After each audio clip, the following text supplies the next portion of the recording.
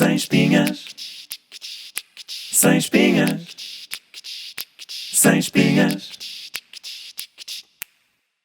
Sem espinhas. Hoje, para me ajudar a tirar as espinhas à ciência, tenho comigo Tânia Pereira. Olá, Tânia. Olá. Antes de começarmos, vou pedir que tu te apresentes, que nos contes o que é que tu fazes no CIMAR e também qual é o teu prato preferido. Prato preferido, iria ficar imensamente bem dizer que era um prato com algas, não é? Mas na verdade não. Eu vou dizer que o sushi está no top de pratos preferidos para ficar bonito. No CIMAR, o que eu faço neste momento, eu faço variadas coisas, mas mais relacionadas com macroalgas. Neste momento estou envolvida em projetos de reflorestação marinha, ou seja, de reflorestação de algas em ambiente marinho. A minha primeira pergunta para ti é exatamente sobre algas. Tendo em conta que existem algas vermelhas, verdes e castanhas, gostava que tu explicasses o que é que difere destes três grupos e que tipos de características é que eles têm. De uma forma muito geral, as algas vermelhas, castanhas e verdes, a grande diferença é o conteúdo de pigmentos fotossintéticos. Toda a gente já ouviu falar de clorofilas, não é? As algas verdes, por exemplo, têm um maior conteúdo de clorofilas e por isso são verdes. As algas vermelhas e castanhas têm outros pigmentos que não vale a pena estar aqui a entrar em termos técnicos, que lhes dão essa aparência diferente. As algas verdes são também as algas mais simples que nós temos, em termos evolutivos, e as algas castanhas são as que se assemelham mais a plantas. E tradicionalmente, quais é que tu consideras que são as principais utilizações das algas em Portugal? Tradicionalmente, nós temos, principalmente no Norte, a tradição da apanha do sargaço. O sargaço é o grupo de algas, o amontoado de algas que vai dando à costa, e tradicionalmente as pessoas pegavam nessas algas, colocavam a secar e depois utilizavam nos campos como adubo. Na zona de Aveiro, provavelmente já ouviram falar também no moliço. O moliço é muito semelhante ao sargaço, é sobretudo uma questão de termos regionais, mas tem um maior conteúdo de algas vermelhas do que o sargaço e ambas têm, sobretudo, julgo, algas castanhas. Atualmente ainda se utiliza o sargaço como adubo?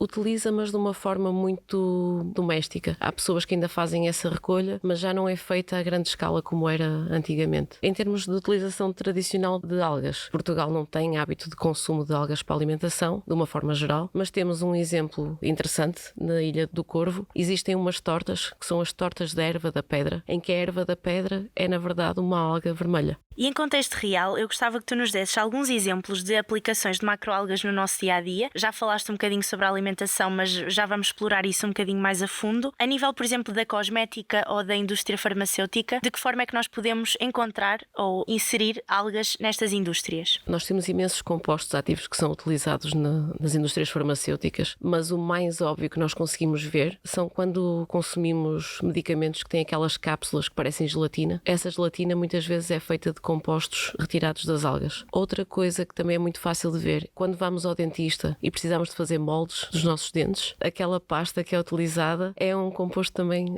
retirado de algas, das algas castanhas, chamado alginato. Aquela pasta amarela que toda a gente gosta? Sim, que toda a gente adora. E ao nível da cosmética? Ao nível da cosmética é a mesma coisa, não podemos usar as algas diretamente, não é? O que são tirados são compostos ativos das algas que depois são utilizados nos cremes. Não vale a pena ir para a praia, como muita gente faz, esfregar-se em algas, que isso não faz efeito.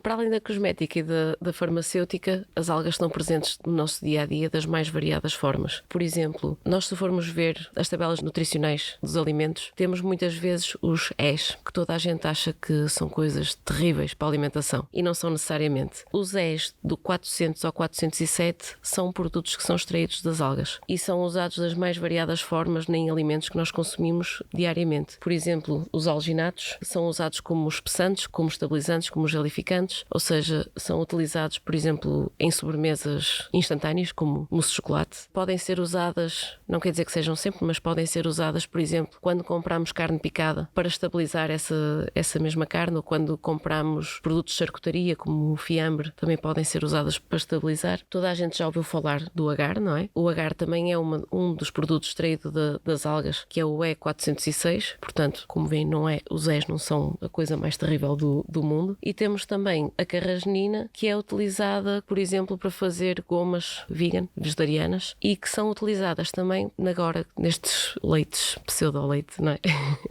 De soja, sim, as bebidas vegetais de soja, de amêndoa, de aveia, são utilizadas para tornar o líquido mais espesso também, para se assemelhar mais ao leite. Para além na alimentação, nós temos também extratos de algas presentes no nosso dia-a-dia, por exemplo, em géis de banho, que são usados muitas vezes para que o gel de banho seja mais espesso e para que faça mais espuma, porque dá a sensação que lava melhor e as pessoas gostam imenso disso. Por isso é uma das utilizações, assim como em shampoos e outros produtos de beleza e de higiene. Alguém que tenha interesse em começar a incluir algas na sua alimentação, quais é que tu consideras que são os primeiros passos? Falar um bocadinho também da forma como os portugueses veem as algas na alimentação, se isso é uma realidade, se não é uma realidade, e lá está, as pessoas que queiram começar a, de algum modo, introduzir na sua alimentação, o que é que tu aconselhas e quais é que são os primeiros passos que tu consideras que sejam importantes? Bom, antes de mais, eu quero deixar claro que eu não sou nutricionista, por isso qualquer coisa que eu possa dizer não é um conselho de nutrição, mas de uma forma geral, eu acho que não há hábitos de utilização de algas na alimentação humana em Portugal. Começa a haver algum interesse, mas como é óbvio, existe alguma dificuldade em saber como utilizar estas algas. Uma das regras que eu aprendi com uma empresa, que eu não me lembro do nome, que faz muitos pratos com algas, é que as algas devem ser utilizadas na alimentação da mesma forma que pomos salsa na comida, ou seja, a quantidade deve ser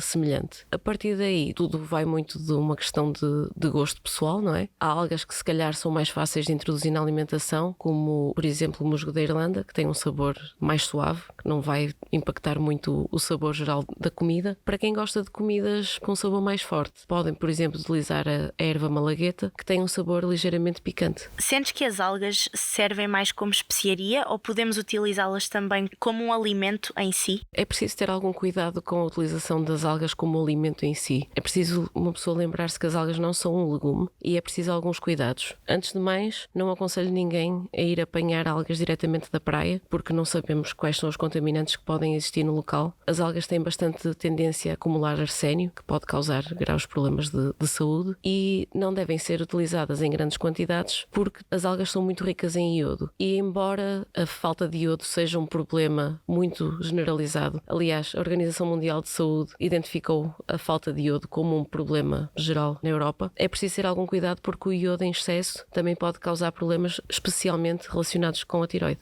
A alga mais conhecida, pelo menos em Portugal, é provavelmente a alga nori, que é a alga do sushi, aquela alga preta, e ela pode ter até 40% de proteína. Como é que isso acontece?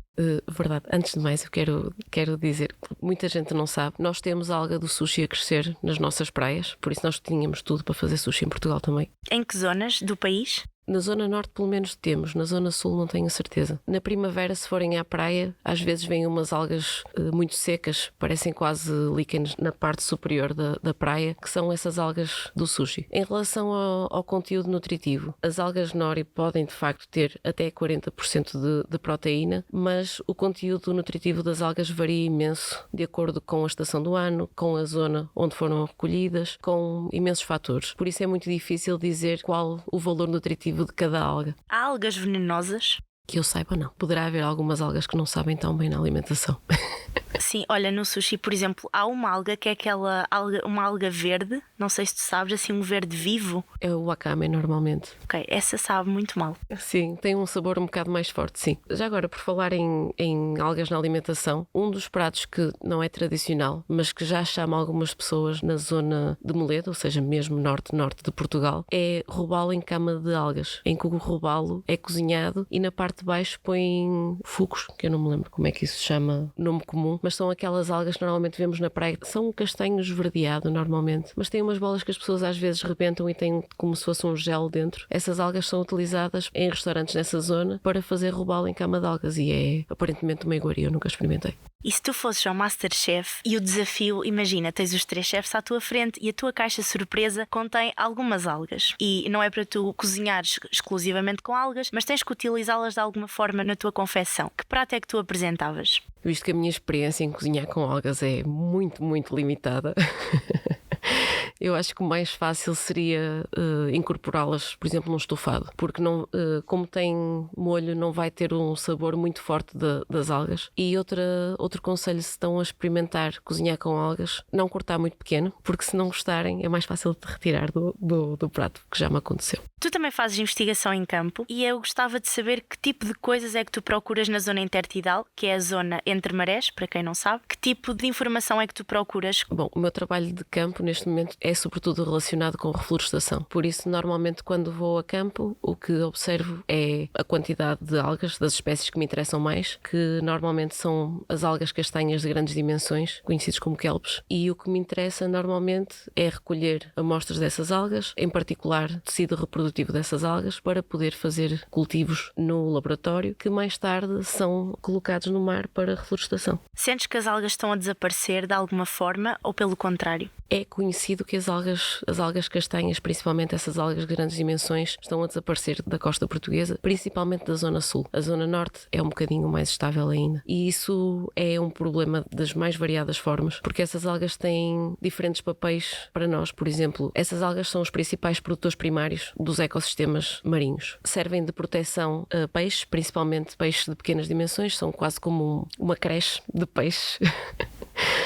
Servem de proteção a imensas espécies. Aliás, as florestas marinhas são consideradas os ecossistemas mais biodiversos do mundo e, para além disso, as florestas de algas ajudam a que, quando as ondas vêm em direção à praia, principalmente quando as ondas são mais fortes, elas ajudam a quebrar as ondas, protegendo a praia da erosão. Eu estou aqui a falar de florestas marinhas, não é?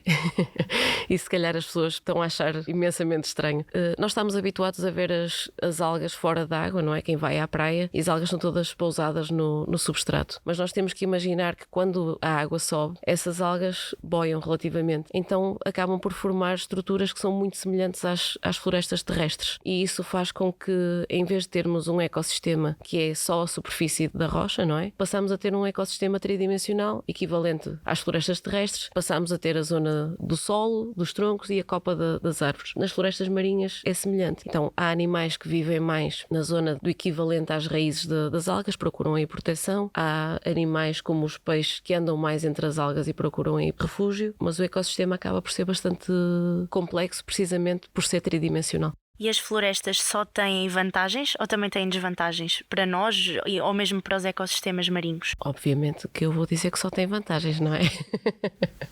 As florestas naturais só têm vantagens. Se formos falar em cultivos, aí já poderá haver desvantagens ou não, mas isso ainda é uma área que está a ser explorada neste momento. Ainda não sabemos totalmente, quer dizer, sabemos quais poderão ser as vantagens, quais poderão ser as desvantagens, mas ainda não temos uma noção da amplitude desses fatores. Fica para os próximos capítulos. Exato. Para acabar e voltando então à alimentação, já falámos sobre a pseudo-introdução de algas na alimentação do ser humano, mas acho que também poderia ser interessante falarmos sobre a introdução de algas ou a utilização de algas na alimentação dos próprios animais. O que é que tu tens a contar sobre isso? Bom, provavelmente toda a gente, ou grande parte das pessoas, viram notícias sobre a utilização de algas na alimentação, principalmente de vacas, e que reduzia a produção de metano. As algas já são utilizadas em algumas rações de animais, em particular de bovinos, de cavalos, mas agora já é possível encontrar também, por exemplo, rações de cão e de gato que já têm algas incorporadas e são utilizadas um bocado como um alimento funcional. Neste momento também são exploradas como possíveis fontes proteicas, mas também como alimentos funcionais para a alimentação de peixes. Obrigada, Tânia. Obrigado eu. E tu, se fazes parte da percentagem da população que só consegue imaginar algas na cozinha japonesa, talvez devas passar pelas notas deste episódio para perceberes que há mais vida para além do sushi. Vemo-nos no próximo episódio e até lá não se esqueçam de procurar viver uma vida sem espinhas. O Sem Espinhas é um projeto apoiado e referenciado pela década do Oceano e do Desenvolvimento Sustentável das Nações Unidas.